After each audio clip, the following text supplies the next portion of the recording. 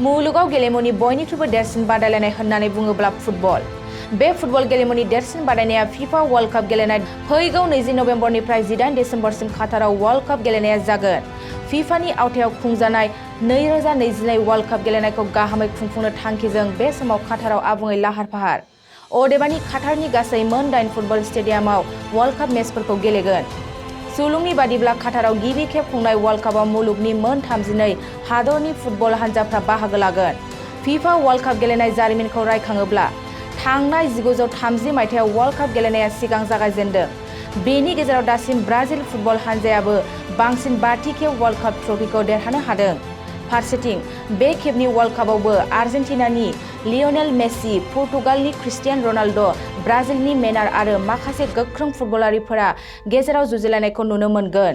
बबेखानि मुलुगनि फिसा हादरनि फुटबल हानजाया बे खेबनि वर्ल्ड कपआव गेलेनो साखाफारा जाबाय। नाथाय गुबै बाथ्राया बेसोदि भारतनि फुटबल हानजाया बे खेबनि वर्ल्ड कपआवबो खाथियावनो सौहैयासै।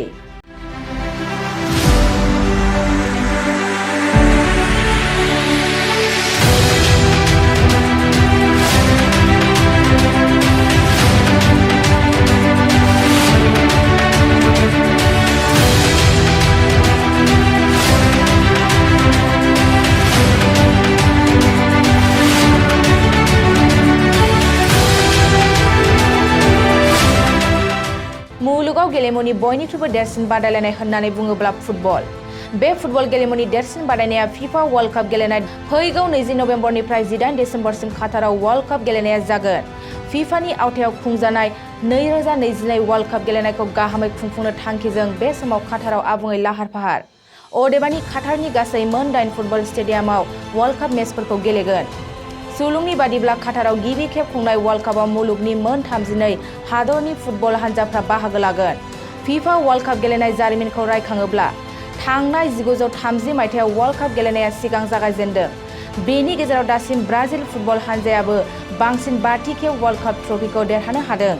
फारसेथिं बे खेबनि वर्ल्ड कपआवबो आर्जेन्टिनानि लियनेल मेसि, पुर्तगालनि क्रिस्टियानो रनाल्ड', ब्राजिलनि नेमार आरो माखासे गोख्रों फुटबलारफोरा गेजेराव जुजिलायनायखौ नुनो मोनगोन। बबेखानि मुलुगनि फिसा हादरनि फुटबल हानजाया बे खेबनि वर्ल्ड कपआव गेलेनो साखाफारा जाबाय।